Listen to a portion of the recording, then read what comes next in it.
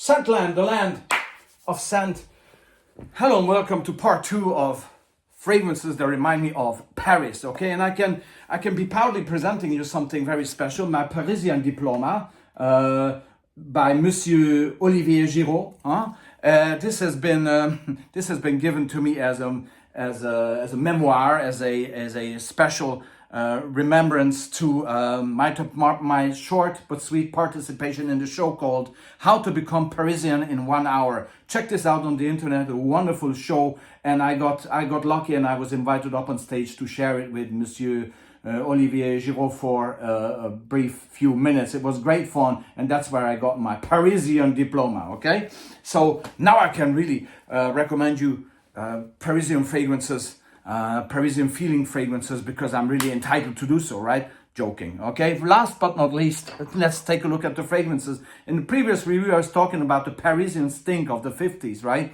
And here it's another stinker, the original especially, Kouros by Yves Saint Laurent. Yves Saint Laurent 1981 was the original one. I chose it to be a bit more easygoing with the Cologne Sport. It still has that Kouros stink, that animalic aspect to the fragrance that makes this smell like Paris in the 50s somehow. When I mentioned this, when all the litter bins were not emptied as often as they should have been, and there was this lingering smell of the bins, waste going around the city, according to Karl Lagerfeld's story. So this again represents this very much. It has this thing. It has somehow something very Parisian, very much Yves Saint Laurent about it. It's a great flanker of the original Kouros Cologne Sport. Okay.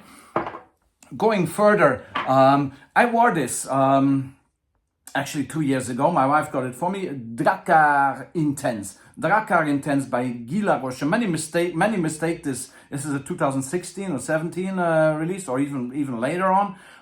Many mistake this as a flanker of Drakkar Noir. No, it is not. The original Drakkar came out in 1972, the year I was born, and this is commemorating the 50th anniversary. I reviewed this on the steps of the Sacré-Cœur, actually, in Paris. I wore this and it totally reminds me of Paris. Also because it has this great, well-dressed, aromatic, modern touch to it.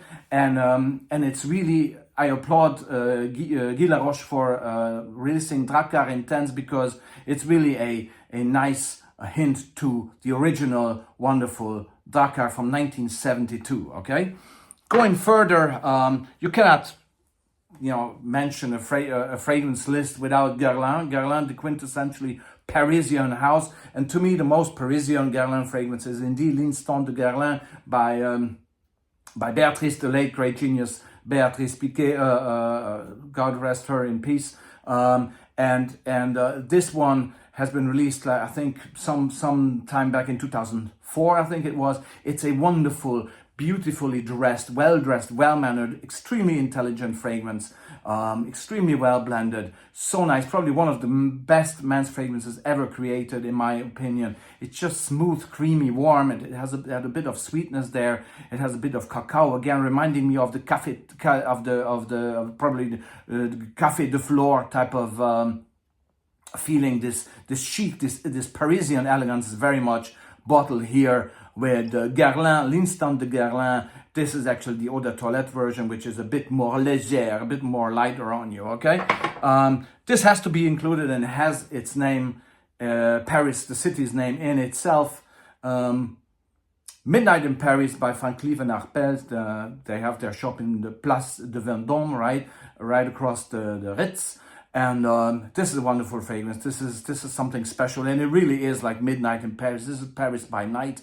It has this wonderful leather note in there. It's unmatched, one of the best leather notes created ever. And it's somehow, I don't know why, and this is going to sound weird, it reminds me of that fatal evening that Lady Diana, Princess of Wales, and Dodi Al-Fayed had in that tunnel that evening in 1997, even though this wasn't around, but somehow, and that was around midnight as well, but somehow, maybe I weirdly associate the fragrance with that, but even though it came out later, I think 2004 it was, but somehow it's that mysterious and a kind of elegant yet tragic feeling about this fragrance.